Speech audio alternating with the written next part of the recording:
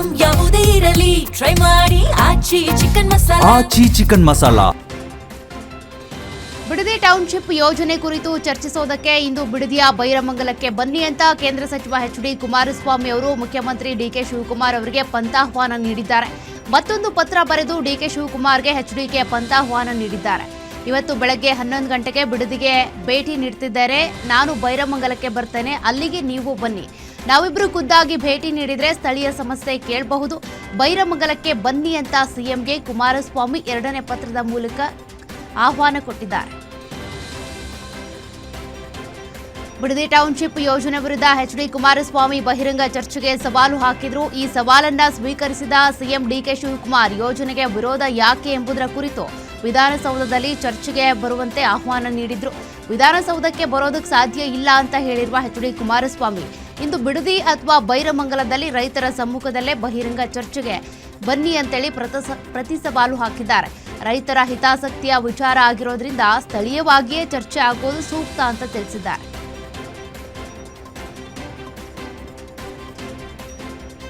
Bidadi township ವಿವಾದ ದಿನೇ ದಿನೇ ಜೋರಾಗ್ತಾನೆ ಇದೆ. ಬಿಡದಿ ಟೌನ್ಶಿಪ್ ವಿರೋಧಿಸಿ ಇಂದು ಬೈರಮಂಗಲಕ್ಕೆ ಕೇಂದ್ರ ಸಚಿವ ಎಚ್.ಡಿ. ಕುಮಾರಸ್ವಾಮಿ ಭೇಟಿ ನೀಡಲಿದ್ದಾರೆ.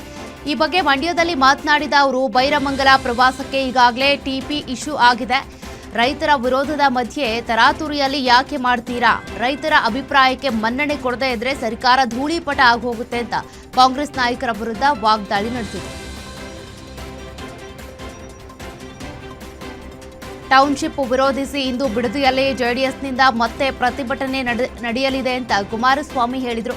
ಮಂಡ್ಯದಲ್ಲಿ ಮಾತನಾಡಿದ ಅವರು, ಸಿಎಂ ಡಿಕೆಶಿಗೆ ಮತ್ತೆ ಚರ್ಚೆಗೆ ಆಹ್ವಾನ ನೀಡಿದ್ದು, ಇಂದು ಮಧ್ಯಾಹ್ನದವರೆಗೂ ನಾನು ಬೈರಮಂಗಲದಲ್ಲಿ ಕಾಯ್ತೀನಿ. ಸಿಎಂ ಬಂದ್ರೆ ಸಂತೋಷ, ಚರ್ಚೆಗೆ ಬನ್ನಿ ಅಂತ ಪತ್ರ ಬರೆದಿದ್ದೀನಿ. ಅವ್ರು ಇನ್ನೂ ಯಾವುದೇ ಉತ್ತರ ಕೊಟ್ಟಿಲ್ಲ. ನಾವೇನು ಗಲಾಟೆ ಮಾಡಿಸೋದಕ್ಕೆ ಹೋಗ್ತಾ ಇದ್ದೀವಾ? ರೈತರು ಮಾಡ್ತಿರೋ ಪ್ರತಿಭಟನೆಗೆ ಬೆಂಬಲ ಕೊಡ್ತಿದ್ದೇವೆ ಅಂತ ಹೇಳಿದರು. ಬಿಡದಿ ಟೌನ್ಶಿಪ್ಗೆ ರೈತರ ವಿರೋಧ ವಿಚಾರವಾಗಿ ಬೆಳಗಾವಿಯಲ್ಲಿ ಸಚಿವ ಸತೀಶ್ ಜಾರಕಿಹೊಳಿ ಪ್ರತಿಕ್ರಿಯೆ ಕೊಟ್ಟಿದ್ದಾರೆ. ಇದ್ರ ಬಗ್ಗೆ ಚರ್ಚೆ ಆಗಬೇಕು. ಸಿಎಂ ಅಧ್ಯಕ್ಷರು ಇದ್ದಾರೆ, ವರಿಷ್ಠರು ಚರ್ಚೆ ಮಾಡಿ ನಿರ್ಧಾರ ಕೈಗೊಳ್ಳಬೇಕು. ಬಿಡದಿ ಟೌನ್ಶಿಪ್ ವಿಚಾರದಲ್ಲಿ ಗೊಂದಲ ಇರೋದು ನಿಜ, ಅದನ್ನ ವರಿಷ್ಠರು ಪರಿಹರಿಸುತ್ತಾರೆ ಅಂತ ಸಚಿವ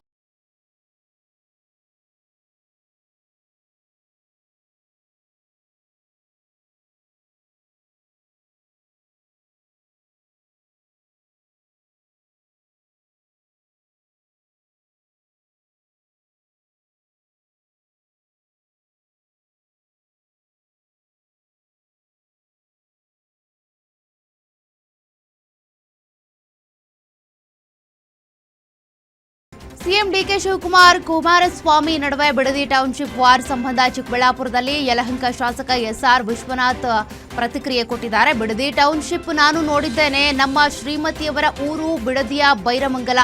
ವೃಷಭಾವತಿ ನೀರು ಅಲ್ಲಿ ಹರಿಯೋದ್ರಿಂದ ರೈತರು ಬೆಳೆಗಳನ್ನು ಬೆಳೆದುಕೊಂಡಿದ್ದಾರೆ. 20 ವರ್ಷಗಳಿಂದ ಉಪನಗರ ಮಾಡುವ ಬಗ್ಗೆ ಚರ್ಚೆಗಳಾಗಿ ಕೊನೆಗೆ ಕೈ ಬಿಡಲಾಗಿತ್ತು. 80% ರೈತರು ಬಿಡದಿ ಟೌನ್ಶಿಪ್ ವಿರುದ್ಧವಾಗಿದ್ದಾರೆ. ಕೋರ್ಟ್ ಕೂಡ ಅದನ್ನ ಒಪ್ಪೋದಿಲ್ಲ ಅಂತ ಹೇಳಿದರು.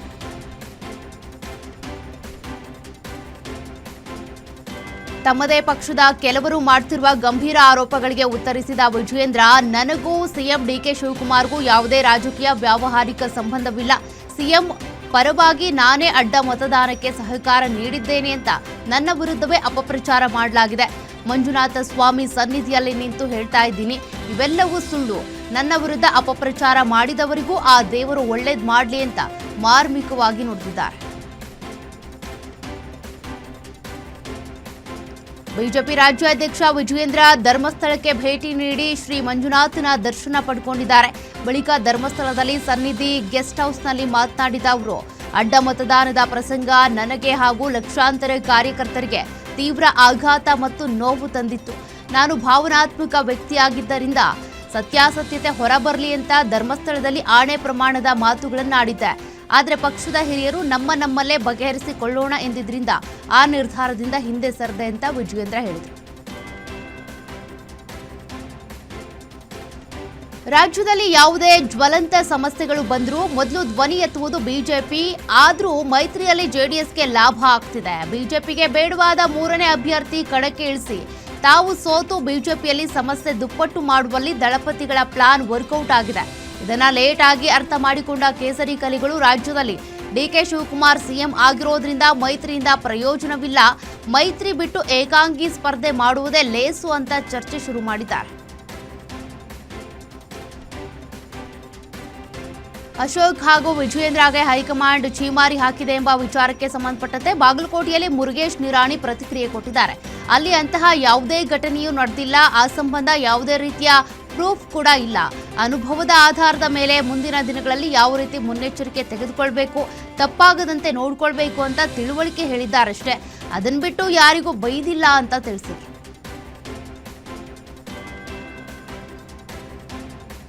ಎಚ್ಡಿಕೆ ಬಳಿ ಇರುವ ವಾಚ್ಗಳ ಮೌಲ್ಯದ ಬಗ್ಗೆ ಶಾಸಕ ಪ್ರದೀಪ್ ಈಶ್ವರ್ ಲೇವಡಿ ಮಾಡಿದರು. ಇದೀಗ ಪ್ರದೀಪ್ ಈಶ್ವರ್ಗೆ ಜೆಡಿಎಸ್ ಶಾಸಕ ಬಿಎನ್ ರವಿಕುಮಾರ್ ಸವಾಲ್ ಹಾಕಿದ್ದಾರೆ. ನನ್ನ ಬಗ್ಗೆ ಮಾತಾಡ್ಲಿ, ಆದ್ರೆ ದೇವೇಗೌಡರು ಕುಮಾರಣ್ಣನ ಬಗ್ಗೆ ಮಾತನಾಡಿದ್ರೆ ಎಚ್ಚರ. 2028ಕ್ಕೆ ನೀನು MLA ಆದ್ರೆ ನಾನು ನಿಮ್ಮ ಮನೆ ಮುಂದೆ ವಾಚ್ಮ್ಯಾನ್ ಕೆಲಸ ಮಾಡ್ತೀನಿ. ನಮ್ಮ NDA ಅಭ್ಯರ್ಥಿ ವಿರುದ್ಧ ಪ್ರದೀಪ್ ಈಶ್ವರ್ ಸೋತ್ರೆ ಕುಮಾರಣ್ಣನ ಮನೆ ಮುಂದೆ ಕಸ ಗುಡಿಸಬೇಕು. ಶಾಸಕ ಪ್ರದೀಪ್ ಈಶ್ವರ್ ಈ ಸವಾಲು ಸ್ವೀಕಾರ ಮಾಡಲಿ ಅಂತ ಹೇಳಿದ್ರು.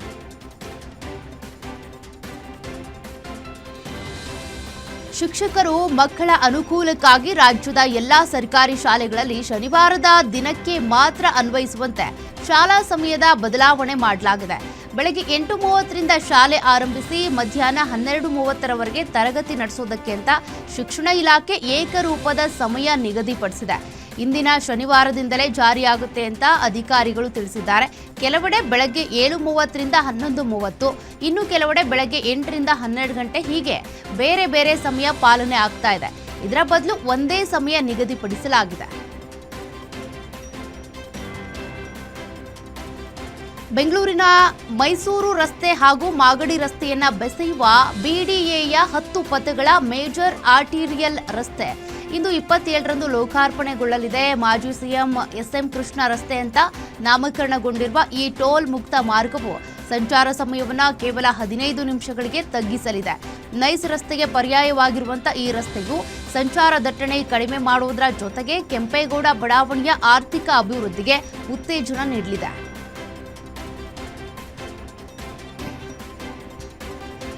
ಇತ್ತೀಚೆಗೆ ನಟ ದರ್ಶನ್ ರೇಣುಕಾಸ್ವಾಮಿ ಕೊಲೆ ಕುರಿತಾದ ಎನ್ನಲಾಗ್ತಾ ಇರುವ ಬಾಸ್ ಸಿನಿಮಾ ಬಿಡುಗಡೆಗೆ ಹೈಕೋರ್ಟ್ ತಾತ್ಕಾಲಿಕ ತಡೆ ನೀಡಿದೆ. ವಿಜಯಲಕ್ಷ್ಮಿ ದರ್ಶನ್ ಅವರು ಹೈಕೋರ್ಟ್ ಮೊರೆ ಹೋಗಿದ್ರು. ಮುಂದಿನ ವಿಚಾರಣೆಯನ್ನ ಜೂನ್ 30ಕ್ಕೆ ಮುಂದೂಡಿಕೆ ಮಾಡಲಾಗಿದೆ. ಅಲ್ಲದೆ ನ್ಯಾಯಾಲಯದಲ್ಲಿ ಬಾಸ್ ಸಿನಿಮಾದ ನಿರ್ಮಾಪಕರ ಪರ ಹಾಜರಾಗಿದ್ದ ವಕೀಲರು ಬಾಸ್ ಸಿನಿಮಾವನ್ನ ಜೂನ್ 30ರವರೆಗೆ ಬಿಡುಗಡೆ ಮಾಡುವುದಿಲ್ಲ ಅಂತ ನ್ಯಾಯಾಲಯಕ್ಕೆ ವಾಗ್ದಾನ ನೀಡಿದ್ದಾರೆ. ದಾವಣಗೆರೆ ಜಿಲ್ಲೆಯ ಹರಿಹರದಲ್ಲಿ ಶಂಕಿತ ಉಗ್ರನನ್ನ ಪೊಲೀಸರು ಬಂಧಿಸಿ ತೀವ್ರ ವಿಚಾರಣೆಗೊಳಪಡಿಸಿದ್ದಾರೆ. ಹರಿಹರ ಗ್ರಾಮಾಂತರ ಪೊಲೀಸ್ ಠಾಣೆಯಲ್ಲಿ ಬಿಗಿ ಬಂದೋಬಸ್ತ್ ನೀಡಲಾಗಿದ್ದು ವಿವಿಧ ತನಿಖಾ ಸಂಸ್ಥೆಗಳ ಅಧಿಕಾರಿಗಳಿಂದ ಶಂಕಿತ ಉಗ್ರರ ವಿಚಾರಣೆ ನಡೆಸುತ್ತಿದ್ದಾರೆ. ನಿನ್ನೆ ಹರಿಹರ JMF ಕೋರ್ಟ್ನಿಂದ ಶಂಕಿತ ಉಗ್ರನನ್ನ 10 ದಿನ ಪೊಲೀಸ್ ಕಸ್ಟಡಿಗೆ ನೀಡಿ ಆದೇಶಿಸಲಾಗಿತ್ತು. ಶಂಕಿತ ಉಗ್ರ ಸುಹೇಲ್ ಮೊಬೈಲ್ನಲ್ಲಿ ಮಹತ್ವದ ದಾಖಲೆ ಇರುವ ಶಂಕೆ ಇದ್ದು ಸದ್ಯ ಮೊಬೈಲ್ನನ್ನ FSLಗೆ ರವಾನಿಸಲಾಗಿದೆ. ಬೆಂಗಳೂರಿನ KR ಪುರಂನಲ್ಲಿ ಮೂವರ ಕೊಲೆ ಪ್ರಕರಣ ಸಂಬಂಧ ಮತ್ತೊಬ್ಬ ಆರೋಪಿ ಕೆನತ್ನನ್ನ ಪೊಲೀಸರು ಪಾಂಡಿಚೇರಿಯಲ್ಲಿ ಬಂಧಿಸಿದ್ದಾರೆ. ಆರೋಪಿ ಕೆನತ್ನನ್ನ 15 ದಿನ ಪೊಲೀಸ್ ಕಸ್ಟಡಿಗೆ ನೀಡಿ 47ನೇ ACJM ಕೋರ್ಟ್ನ ನ್ಯಾಯಾಧೀಶರು ಆದೇಶಿಸಿದ್ದಾರೆ. ಆರೋಪಿ ಕೆನತ್ನನ್ನ ಕಸ್ಟಡಿಗೆ ಪಡೆದು KR ಪುರಂ ಪೊಲೀಸರು ವಿಚಾರಣೆ ನಡೆಸಲಿದ್ದಾರೆ.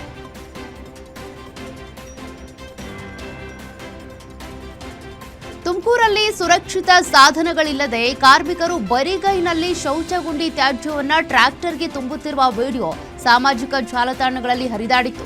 ನಗರದ ಕೆಇಬಿ ಇಂಜಿನಿಯರ್ಸ್ ಸಂಘದ ಆವರಣದಲ್ಲಿ ನಡೆದ ಘಟನೆ ಇದು ಅಂತೇಳಿ ಹೇಳಲಾಗ್ತಾ ಇದೆ. ಇನ್ನು ಈ ಬಗ್ಗೆ ಗ್ಯಾರಂಟಿ ನ್ಯೂಸ್ ವಿಸ್ತೃತ ವರದಿಯನ್ನ ಮಾಡಿದ ಬಳಿಕ ಎಚ್ಚೆತ್ತ ಅಧಿಕಾರಿಗಳು ಗುತ್ತಿಗೆದಾರ ಗುರುಪ್ರಸಾದ್ ಆಚಾರಿ ವಿರುದ್ಧ FIR ದಾಖಲು ಮಾಡಿದ್ದಾರೆ.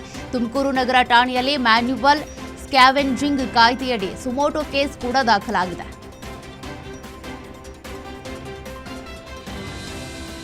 ಸ್ಯಾಂಡಲ್ವುಡ್ ನಟಿ ಕೃಷಿ ತಾಪಂಡ ಅವರ ಗೆಳೆಯ ವೈಶಾಖ್ ಆತ್ಮಹತ್ಯೆ ಪ್ರಕರಣದ ತನಿಖೆ ತೀವ್ರಗೊಂಡಿದೆ. ಘಟನೆ ನಡೆದ ರಾತ್ರಿ ಕೃಷಿ ಪೊಲೀಸರಿಗೆ ನೀಡಿರುವ ಹೇಳಿಕೆ ಈಗ ಲಭ್ಯವಾಗಿದೆ. ಬುಧವಾರ ರಾತ್ರಿ 11 ಗಂಟೆಗೆ ನಾನು ಮನೆಗೆ ಬಂದು ನೋಡಿದಾಗ ಡೋರ್ ಲಾಕ್ ಆಗಿತ್ತು. ನನ್ನ ಬಳಿ ಇದ್ದ ಮತ್ತೊಂದು ಕೀ ಬಳಸಿ ಲಾಕ್ ಓಪನ್ ಮಾಡಿ ಒಳಗಡೆ ಹೋದೆ. ಆಗ ರೂಮ್ನಲ್ಲಿ ಫ್ಯಾನಿಗೆ ಸೀರೆಯಿಂದ ನೇಣು ಬಿಗಿದು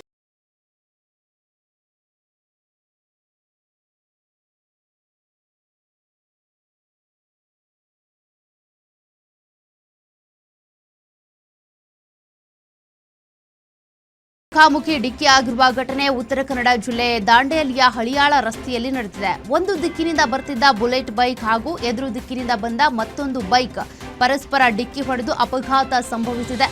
ಘಟನೆಯಲ್ಲಿ 2 ಬೈಕ್ಗಳ ಸವಾರರಿಗೂ ಗಂಭೀರ ಗಾಯಗಳಾಗಿದ್ದು ಧಾರವಾಡ ಆಸ್ಪತ್ರೆಯಲ್ಲಿ ಚಿಕಿತ್ಸೆ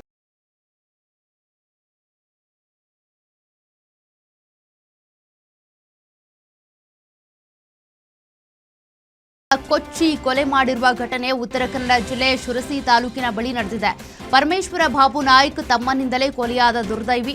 ಪರಮೇಶ್ವರ ತಿಮ್ಮಾ ನಾಯ್ಕ್ ಅಣ್ಣನನ್ನೇ ಕೊಂದ ಪಾಪಿ. ಕಳೆದ 1-2 ವರ್ಷದಿಂದ ಕೊಲೆಯಾದ ಪರಮೇಶ್ವರ ಬಾಬು ನಾಯ್ಕ್ ಪತ್ನಿ ಜೊತೆ ತಿಮ್ಮಾ ನಾಯ್ಕ್ ಅಕ್ರಮ ಸಂಬಂಧ ಇಟ್ಕೊಂಡಿದ್ದಂತೆ. ಅತ್ತಿಗೆಯೊಂದಿಗಿನ ಅಕ್ರಮ ಸಂಬಂಧಕ್ಕೆ ಅಣ್ಣ ಅಡ್ಡಿಯಾದ ಹಿನ್ನೆಲೆ ಬಾಬು ನಾಯ್ಕ್ನನ್ನ ಕೊಲೆ ಮಾಡಿ ತಿಮ್ಮಾ ನಾಯ್ಕ್ ಪರಾರಿಯಾಗಿದ್ದಾನೆ. ಶಿರಸಿ ಗ್ರಾಮೀಣ ಪೊಲೀಸ್ ಠಾಣೆಯಲ್ಲಿ ಪ್ರಕರಣ ದಾಖಲಾಗಿದೆ.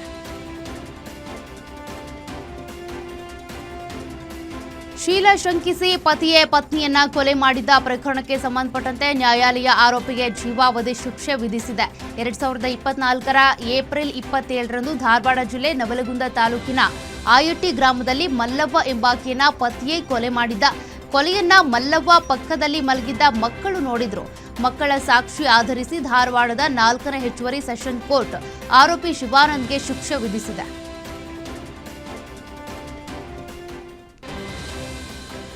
ಪೆಟ್ರೋಲ್ ಹಾಕಿಸುವ ವಿಚಾರಕ್ಕೆ ಕಿರಿಕಾಗಿ ಯುವಕರು ಸಿನಿಮಾ ಸ್ಟೈಲ್ನಲ್ಲಿ ಹೊಡೆದಾಡಿಕೊಂಡಿದ್ದಾರೆ. ರಾಯಚೂರು ಜಿಲ್ಲೆ ಲಿಂಗಸಗೂರು ತಾಲೂಕಿನ ಗುರುಗುಂಟ ಗ್ರಾಮದ ಹೊರವಲಯದಲ್ಲಿ ಘಟನೆ ನಡೆದಿದೆ. ಪೆಟ್ರೋಲ್ ಬಂಕ್ನಲ್ಲಿ ಪೆಟ್ರೋಲ್ ಹಾಕಿಸೋದಕ್ಕೆ ನಾ ಮುಂದು ತಾ ಮುಂದು ಅಂತ ಯುವಕರು ಕಿರಿಕ್ ಮಾಡಿಕೊಂಡಿದ್ದಾರೆ. ಮಾತಿಗೆ ಮಾತು ಬೆಳೆದು ಯುವಕರು ಹೊಡೆದಾಡಿಕೊಂಡ ದೃಶ್ಯ ಪೆಟ್ರೋಲ್ ಬಂಕ್ನ ಸಿಸಿಟಿವಿ ಕ್ಯಾಮೆರಾದಲ್ಲಿ ಸೆರೆಯಾಗಿದೆ.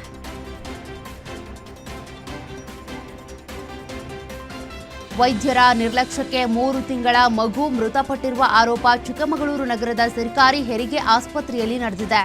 ನಿನ್ನೆ ಮಗುವಿಗೆ ಜ್ವರ ಅಂತೇಳಿ ಪೋಷಕರು ಆಸ್ಪತ್ರೆಗೆ ದಾಖಲಿಸಿದ್ರು. ಮಗುವಿಗೆ ರಕ್ತ ಕಡಿಮೆ ಇದೆ ಅಂತ ಹೇಳಿ ಹಾಸನಕ್ಕೆ ಕೊಂಡೊಯ್ಯುವಂತೆ ವೈದ್ಯರು ಸೂಚಿಸಿದ್ರಂತೆ. ಮಗುವನ್ನ ಹಾಸನಕ್ಕೆ ಕರ್ಕೊಂಡು ಹೋಗುವಾಗ ಬೇಲೂರು ಬಳಿ ಮಗು ಮೃತಪಟ್ಟಿದೆ. ಮಗು ಸಾವಿಗೆ ವೈದ್ಯರ ನಿರ್ಲಕ್ಷ್ಯವೇ ಕಾರಣ ಅಂತ ಪೋಷಕರಾದ ರವೀಶ್ ತೇಜಸ್ವಿನಿ ಆರೋಪಿಸಿದ್ದಾರೆ. ಆನೇಕಲ್ ಸಮೀಪದ ಮುತ್ಯಾಲಮಡು ಬಳಿ ಕಾಡಾನೆಗಳ ಎಂಟ್ರಿ ಕೊಟ್ಟಿವೆ. ಅರಣ್ಯದಂಚಿನ 4 ಕಾಡಾನೆಗಳು ಕಾಣಿಸಿಕೊಂಡಿದ್ದು ಆಹಾರ ಅರಸಿಕೊಂಡು ಕಾಡಿನಿಂದ ನಾಡಿಗೆ ಬಂದಿವೆ. ನೀಲಗಿರಿ ತೋಪು ಮತ್ತು ಮುತ್ಯಾಲಮಡು ಅರಣ್ಯ ವ್ಯಾಪ್ತಿಯಲ್ಲಿ ತುಂತುರು ಮಳೆಯ ನಡುವೆನೇ ಕಾಡಾನೆಗಳು ಬಿಂದಾಸ್ ಆಗಿ ಓಡಾಡ್ತಾ ಇವೆ. ಸದ್ಯ ಆನೆಗಳ ಓಡಾಟದ ವಿಡಿಯೋ ಎಲ್ಲೆಡೆ ವೈರಲ್ ಆಗ್ತಿದೆ.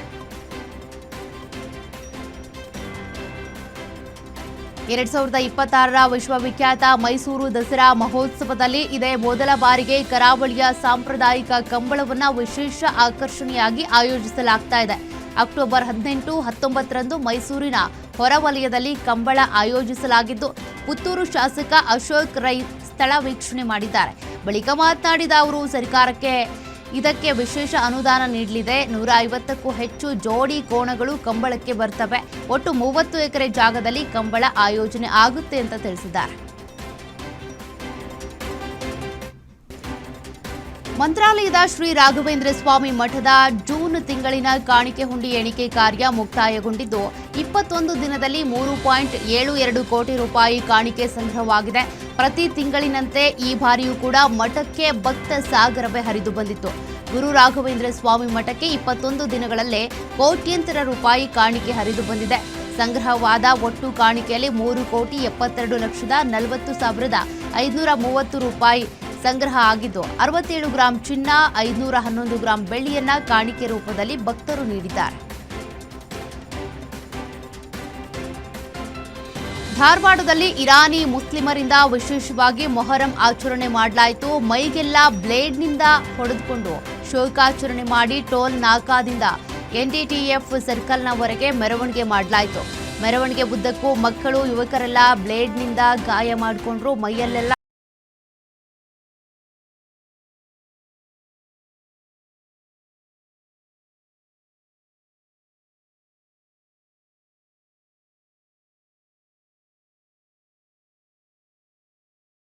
ವೈಯತೆಗೆ ಮೊಹರಂ ಆಚರಣೆ ಸಾಕ್ಷಿಯಾಯಿತು. ಧಾರವಾಡ ಜಿಲ್ಲೆ ಕಲಘಟಗಿ ತಾಲೂಕಿನ ರಾಮನಾಳ ಗ್ರಾಮದಲ್ಲಿ ಹಿಂದೂ ಧರ್ಮೀಯರಿಂದಲೂ ಮೊಹರಂ ಆಚರಣೆ ಮಾಡಲಾಯಿತು.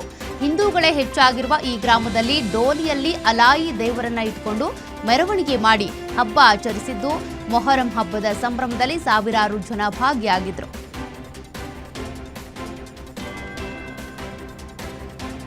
ಬಾಗಲಕೋಟೆ ಜಿಲ್ಲೆಯ ಬದಾಮಿ ತಾಲೂಕಿನ ಹೆಬ್ಬಳ್ಳಿ ಗ್ರಾಮದ ಲಾಲಸಾವಲ್ಲಿ ದರ್ಗಾದ ಮೊಹರಂ ಭವಿಷ್ಯ ನುಡಿಯಲಾಗಿದೆ.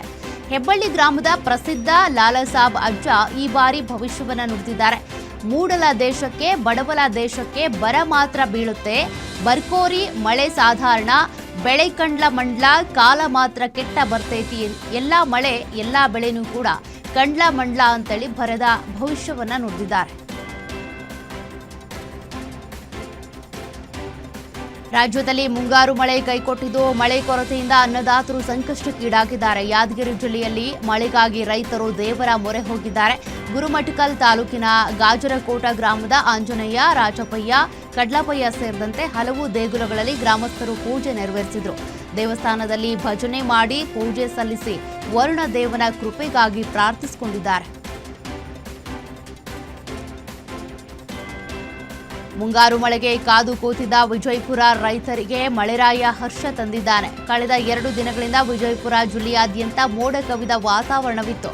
ಇಂದು ಅರ್ಧ ಗಂಟೆ ಹೆಚ್ಚು ಕಾಲ ಮಳೆರಾಯ ತಂಪೆರೆದಿದ್ದು, ಮುಂಗಾರು ಬಿತ್ತನೆ ಮಾಡಿ ಮಳೆಗೆ ಕಾಯ್ತಿದ್ದ ರೈತರ ಮುಖದಲ್ಲಿ ಮಂದಹಾಸ ಮೂಡಿದೆ.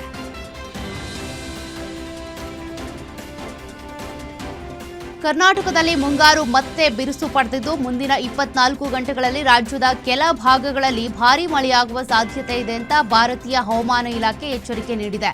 ಮುಂಗಾರು ಚಟುವಟಿಕೆ ತೀವ್ರಗೊಂಡಿರುವ ಹಿನ್ನೆಲೆ ಕರಾವಳಿ ಹಾಗೂ ಮಲೆನಾಡು ಭಾಗದ ಜನರು ಎಚ್ಚರಿಕೆಯಿಂದ ಇರೋದಕ್ಕೆ ಮತ್ತು ಅಗತ್ಯ ಮುನ್ನೆಚ್ಚರಿಕಾ ಕ್ರಮಗಳನ್ನು ಕೈಗೊಳ್ಳೋದಕ್ಕೆ ಅಧಿಕಾರಿಗಳು ಸೂಚಿಸಿದ್ದಾರೆ.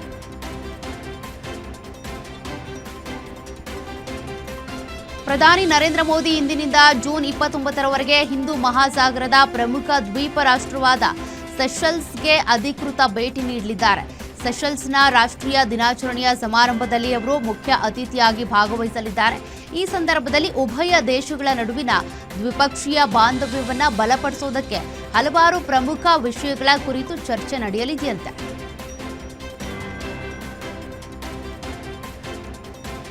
ಅಯೋಧ್ಯೆಯಲ್ಲಿ ಶ್ರೀರಾಮನ ಹುಂಡಿಗೆ ಕನ್ನ ಹಾಕಿದ ಕದಿಮರು ಅಂಧರಾಗಿದ್ದಾರೆ. ರಾಮಮಂದಿರ ಟ್ರಸ್ಟ್ನ ಪ್ರಧಾನ ಕಾರ್ಯದರ್ಶಿ ಆಪ್ತನೇ ಈ ಹಗರಣದ ಕಿಂಗ್ ಪಿನ್ ಆಗಿದ್ದು, ಈತನಿಗೆ ಕಾಕಿ ಕೋಳ ತೊಡಿಸಿ ಸುಮಾರು 7.5 ಕೋಟಿ ರೂಪಾಯಿ ದೇಣಿಗೆ ದುರುಪಯೋಗದ ಆರೋಪದ ಮೇಲೆ ಎಫ್ಐಆರ್ನಲ್ಲಿ ಹೆಸರಿಸಲಾದ 8 ಜನರನ್ನ ಅರೆಸ್ಟ್ ಮಾಡಲಾಗಿದೆ.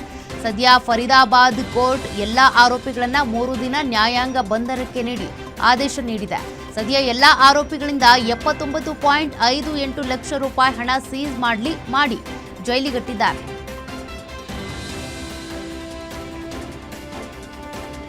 ಇನ್ನು ಈ ಬಗ್ಗೆ ಪ್ರತಿಕ್ರಿಯಿಸಿರುವಂತಹ ಸಿಎಂ ಯೋಗಿ ಆದಿತ್ಯನಾಥ್, ಕೋಟಿಗಟ್ಟಲೆ ಭಕ್ತರ ಧಾರ್ಮಿಕ ನಂಬಿಕೆ ಮತ್ತು ಶ್ರದ್ಧೆಯೊಂದಿಗೆ ಆಟವಾಡುವುದನ್ನು ಯಾವುದೇ ಕಾರಣಕ್ಕೂ ಸಹಿಸೋದಿಲ್ಲ ಅಂತ ಎಚ್ಚರಿಸಿದ್ದಾರೆ. ಅಲ್ಲದೆ ವಂಚಿತರ ಮೇಲೆ ಕೇವಲ ಸಾಮಾನ್ಯ ಕೇಸ್ ಮಾತ್ರವಲ್ಲದೆ ಅಗತ್ಯ ಬಿದ್ದರೆ ಗ್ಯಾಂಗ್ಸ್ಟರ್ ಕಾಯ್ದೆ ಮತ್ತು ಆಸ್ತಿ ಮುಟ್ಟುಗೋಲು ಹಾಕಿಕೊಳ್ಳುವಂತ ಕಠಿಣ ಕ್ರಮಗಳನ್ನು ಜರುಗಿಸುವುದಕ್ಕೆ ಪೊಲೀಸರಿಗೆ ಮುಕ್ತ ಅವಕಾಶ ನೀಡಲಾಗಿದೆ. ಈ ವಿಷಯವನ್ನ ರಾಜಕೀಯಗೊಳಿಸುವುದನ್ನ ಬಿಡಿ ಅಂತ ಆಕ್ರೋಶ ವ್ಯಕ್ತಪಡಿಸಿದರು.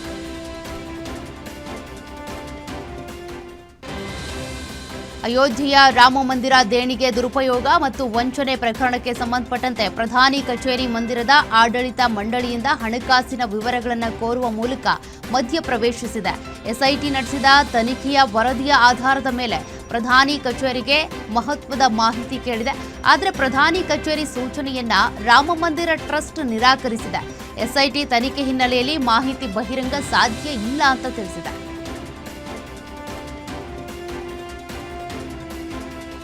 ಅಯೋಧ್ಯೆಯ ರಾಮ ಮಂದಿರದಲ್ಲಿ ಹಣ ದುರುಪಯೋಗ ವಿಚಾರಕ್ಕೆ ಸಂಬಂಧಪಟ್ಟಂತೆ ಮೈಸೂರಿನಲ್ಲಿ ಬಾಲರಾಮನ ವಿಗ್ರಹ ಕೆತ್ತಿದ್ದ ಶಿಲ್ಪಿ ಅರುಣ್ ಯೋಗಿರಾಜ್ ಪ್ರತಿಕ್ರಿಯೆ ಕೊಟ್ಟಿದ್ದಾರೆ.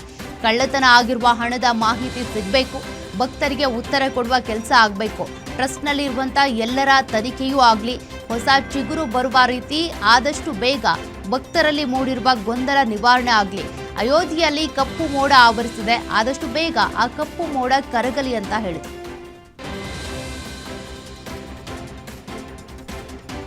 ಭಾರತದಲ್ಲಿ ಮಾದಕ ದ್ರವ್ಯಗಳ ಜಾಲವನ್ನು ಸಂಪೂರ್ಣವಾಗಿ ಬೇರು ಸಹಿತ ಕಿತ್ತೊಗೆಯೋದಕ್ಕೆ ಕೇಂದ್ರ ಸರ್ಕಾರ ದೊಡ್ಡ ಪ್ಲಾನ್ ಅನ್ನು ಸಿದ್ಧಪಡಿಸಿಕೊಂಡಿದೆ. ನವದೆಹಲಿಯಲ್ಲಿ ನಡೆದ 10ನೇ NCORD ಸಭೆಯಲ್ಲಿ ಪಾಲ್ಗೊಂಡ ಕೇಂದ್ರ ಗೃಹ ಸಚಿವ ಅಮಿತ್ ಶಾ ಮುಂದಿನ 3 ವರ್ಷಗಳ ಅವಧಿಯ ಮಾದಕ ದ್ರವ್ಯ ನಿಯಂತ್ರಣ ವಿಷನ್ ಡಾಕ್ಯುಮೆಂಟ್ ಅನಾವರಣಗೊಳಿಸಿದರು. ಇದೇ ಸಂದರ್ಭದಲ್ಲಿ 6,000 ಕೋಟಿ ರೂಪಾಯಿ ಮೌಲ್ಯದ 2 ಲಕ್ಷ ಕೆಜಿ ಮಾದಕ ಪದಾರ್ಥಗಳನ್ನು ಏಕಕಾಲದಲ್ಲಿ ನಾಶಪಡಿಸುವ ಡ್ರಗ್ ವಿಲೇವಾರಿ ಪಾಕ್ಷಿಕ ಅಭಿಯಾನಕ್ಕೆ ಚಾಲನೆ ನೀಡಿದರು. 6 ಸಂಸದರು ಶಿಂಧೆ ಬಣದ ಶಿವಸೇನೆ ಸೇರಿದ ವಾರದೊಳಗೆ ಉದ್ಧವ್ ಠಾಕ್ರೆ ಬಣದ ಶಿವಸೇನೆಯ 14 ಶಾಸಕರು ಕೂಡ ಶಿಂಧೆ ಬಣ ಸೇರೋದಕ್ಕೆ ಸಜ್ಜಾಗಿದ್ದಾರೆ ಅಂತ ವರದಿಗಳು ಹೇಳಿವೆ. ಇದಕ್ಕೆ ಪೂರಕವಾಗಿ ಮಹಾರಾಷ್ಟ್ರ ಡಿಸಿಎಂ ಏಕನಾಥ್ ಶಿಂಧೆ ಅವರ ಜೊತೆ ಉದ್ಧವ್ ಬಣದ 14 ಶಾಸಕರು ಗೌಪ್ಯ ಸಭೆ ಸೇರಿದ್ದಾರೆ ಎನ್ನಲಾಗಿದೆ. ಒಂದೊಮ್ಮೆ 14 ಶಾಸಕರನ್ನ ಸೆಳೆಯೋದಕ್ಕೆ ಶಿಂಧೆ ಯಶಸ್ವಿಯಾಗಿದ್ದೇ ಆದರೆ ಉದ್ಧವ್ ಬಳಿ ಕೇವಲ 6 ಶಾಸಕರು ಉಳಿಯಲಿದ್ದಾರೆ. ಭಾರತೀಯ ರೈಲ್ವೆ ಇತಿಹಾಸದಲ್ಲೇ ಮಹತ್ವದ ಸಾಧನೆ ಮಾಡಲಿರುವಂತಹ ಹೈಸ್ಪೀಡ್ ರೈಲು ಜಾಲ ವಿಸ್ತರಣೆಗೆ ಕೇಂದ್ರ ಸರ್ಕಾರ ಗ್ರೀನ್ ಸಿಗ್ನಲ್ ಕೊಟ್ಟಿದೆ. ದೇಶದ ಪ್ರಮುಖ ಆರ್ಥಿಕ, ಕೈಗಾರಿಕಾ, ತಂತ್ರಜ್ಞಾನ ಮತ್ತು ಪ್ರವಾಸಿ ಹಬ್ಗಳನ್ನು ಪರಸ್ಪರ ಜೋಡಿಸುವ ನಿಟ್ಟಿನಲ್ಲಿ 7 ಹೊಸ ಬುಲೆಟ್ ಟ್ರೈನ್ ಕಾರಿಡಾರ್ಗಳ ಸ್ಥಾಪನೆಗೆ ಕೇಂದ್ರ ಸರ್ಕಾರ ಅಧಿಕೃತ ಅನುಮೋದನೆ ನೀಡಿದೆ. ಇದರ ಬೆನ್ನಲ್ಲೇ ಕೇಂದ್ರ ಸರ್ಕಾರವು ಭಾರತದ ಸಾರಿಗೆ ವ್ಯವಸ್ಥೆಯ ಇತಿಹಾಸವನ್ನೇ ಬದಲಾಯಿಸಲಿದೆ. ಈ ಮೂಲಕ ರಾಷ್ಟ್ರೀಯ ಬುಲೆಟ್ ಟ್ರೈನ್ ನೆಟ್ವರ್ಕ್ಗೆ ಅಡಿಪಾಯ ಹಾಕಿದೆ.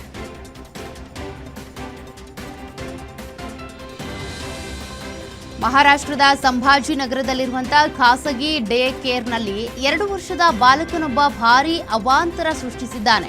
ಡೇ ಕೇರ್ನ ಸಿಬ್ಬಂದಿ 3 ಪುಟ್ಟ ಮಕ್ಕಳನ್ನ ಒಂದೇ ರೂಮ್ನಲ್ಲಿ ಬಿಟ್ಟು ಲಾಕ್ ಮಾಡಿ ಹೋಗಿದ್ರು. ಈ ವೇಳೆ ಒಂದು ಮಗು ಸುಮಾರು 15 ನಿಮಿಷಗಳ ಕಾಲ ಮತ್ತೊಂದು ಮಗುವಿಗೆ ಪದೇ ಪದೇ ಹೊಡೆದು 25 ಬಾರಿ ಕಚ್ಚಿ ಗಾಯಗೊಳಿಸಿದೆ. ಪರಿಣಾಮ ಮಗುವಿನ ಮುಖ, ಎದೆ, ಬೆನ್ನು ಮತ್ತು ಕಾಲುಗಳ ಮೇಲೆ ಗಾಯಗಳಾಗಿವೆ. ಸದ್ಯ ಈ ಡೇ ಕೇರ್ನ ಪ್ರಿನ್ಸಿಪಾಲ್ ಮತ್ತೆ ಕೇರ್ ಟೇಕರ್ ಸೇರಿದಂತೆ ಪುಟ್ಟ ಬಾಲಕನ ಮೇಲೇನೂ ಕೇಸ್ ದಾಖಲಾಗಿದೆ. ಮಹಾರಾಷ್ಟ್ರದಲ್ಲಿ ತೀವ್ರ ಸಂಚಲನ ಮೂಡಿಸಿರುವ ಕೇತನ್ ಅಗರ್ವಾಲ್ ಕೊಲೆ ಪ್ರಕರಣಕ್ಕೆ ಸಂಬಂಧಪಟ್ಟಂತೆ ಈಗ ಹೊಸದೊಂದು ಆಘಾತಕಾರಿ ತಿರುವು ಸಿಕ್ಕಿದೆ. ಮೃತ ಕೇತನ್ ಅಗರ್ವಾಲ್ ಅವರ ತಂದೆ ಅತ್ಯಂತ ಭಯಾನಕ ಮತ್ತು ಆತಂಕಕಾರಿ ಆರೋಪ ಮಾಡಿದ್ದಾರೆ. ಆರೋಪಿ ಸಿಯಾ ಗೋಯಲ್ ನನ್ನ ಮಗ ಕೇತನ್ ತಲೆಗೆ ವಿಗ್ ಧರಿಸ್ತಾ ಇದ್ದ ಎಂಬ ಕಾರಣಕ್ಕಾಗಿಯೇ ಆತನನ್ನ ಹತ್ಯೆ ಮಾಡಿದಾಳೆ ಅಂತೇಳಿ ಸಂಶಯವನ್ನ ವ್ಯಕ್ತಪಡಿಸಿದ್ದಾರೆ. ಮಹಾರಾಷ್ಟ್ರದ ಪುಣೆಯಲ್ಲಿ ಕೇತನ್ ಅಗರ್ವಾಲ್ ಕೊಲೆ ಪ್ರಕರಣ ದೇಶದಾದ್ಯಂತ ಸಂಚಲನ ಮೂಡಿಸಿದೆ. ಮಗನನ್ನ ಹತ್ಯೆಗೈದ ಸಿಯಾಳ ವಿರುದ್ಧ ಕೇತನ್ ತಂದೆ ವಿಶಾಲ್ ಆಕ್ರೋಶ ವ್ಯಕ್ತಪಡಿಸಿದ್ದಾರೆ. ಬೇರೊಬ್ಬನೊಂದಿಗೆ ಸಂಬಂಧ ಇದ್ರೆ ಸಿಯಾ ನಮಗೆ ತಿಳಿಸಬಹುದಿತ್ತು, ಮದುವೆ ರದ್ದು ಮಾಡ್ತಾ ಇದ್ವಿ, ಸಣ್ಣ ಕಾರಣಕ್ಕೆ ನನ್ನ ಮಗನನ್ನ ಕೊಂದಿದ್ಯಾಕೆ? ಸಿಯಾ ಈ ಹಿಂದೆನೂ ಕೂಡ 2 ಬಾರಿ ನನ್ನ ಮಗನ ಕೊಲೆಗೆ ಯತ್ನಿಸಿದ್ಲು. ಹಂತಕರಿಗೆ ಮರಣ ದಂಡನೆ ವಿಧಿಸಬೇಕು ಅಂತ ಕೇತನ್ ತಂದೆ ವಿಶಾಲ್ ಆಗ್ರಹಿಸಿದ್ದಾರೆ. ವೆನಿಜುವೆಲಾದಲ್ಲಿ ಸಂಭವಿಸಿದ ಅವಳಿ ಭೂಕಂಪದಲ್ಲಿ ಮೃತಪಟ್ಟವರ ಸಂಖ್ಯೆ 920ಕ್ಕೆ ಏರಿಕೆಯಾಗಿದೆ. ಕುಸಿದ ಅವಶೇಷಗಳ ಅಡಿ ಅನೇಕರು ಸಿಲುಕಿರುವ ಆತಂಕ ಇದ್ದು ರಕ್ಷಣಾ ಕಾರ್ಯ ಮುಂದುವರೆದಿದೆ. 7.2 ಮತ್ತು 7.5 ತೀವ್ರತೆಯ ಭೂಕಂಪದಲ್ಲಿ ಗಾಯಗೊಂಡವರ ಸಂಖ್ಯೆ 4,300 ಗಡಿ ದಾಟಿದೆ. ಲಾ ಗೈರಾ ತೆರಕಾಸ್ನ ಉತ್ತರ ಭಾಗದಲ್ಲಿ ತೀವ್ರ ಹಾನಿಯಾಗಿದೆ. ಸಾವಿರಾರು ಕಟ್ಟಡಗಳಿಗೆ ಹಾನಿಯಾಗಿದ್ದು ಲಕ್ಷಾಂತರ ಮಂದಿ ಪಾರ್ಕ್, ಸಾರ್ವಜನಿಕ ಮೈದಾನಗಳಲ್ಲಿ ಉಳಿದುಕೊಂಡಿದ್ದಾರೆ. ವೆನಿಜುವೆಲಾದಲ್ಲಿ ಸಂಭವಿಸಿದ 2 ಪ್ರಬಲ ಭೂಕಂಪಗಳ ಪರಿಣಾಮ 920 ಜನರು ಸಾವನ್ನಪ್ಪಿದ್ದಾರೆ. 4,300 ಜನ ಗಾಯಗೊಂಡಿದ್ದು, ಹೀಗಾಗಿ ಭೂಕಂಪ ಪೀಡಿತ ವೆನಿಜುವೆಲಾಗೆ ಭಾರತ ನೆರವು ನೀಡಿದೆ. ಆಪರೇಷನ್ ಅಮಿಸ್ಟಾಡ್ ಅಡಿ ವಾಯುಪಡೆಯ 2 ಬೃಹತ್ ಸರಕು ಸಾಗಣೆ ವಿಮಾನಗಳನ್ನು ದೆಹಲಿ ಸಮೀಪದ ಹಿಂಡನ್ ವಾಯುನೆಲೆಯಿಂದ ವೆನಿಜುವೆಲಾಗೆ ರವಾನಿಸಿದೆ. ಸುಮಾರು 35 ಟನ್ ಪರಿಹಾರ ಸಾಮಗ್ರಿಗಳು ಮತ್ತು 6 ಟನ್ ವೈದ್ಯಕೀಯ ದಾಸ್ತಾನುಗಳನ್ನು ಕಳುಹಿಸಲಾಗಿದೆ.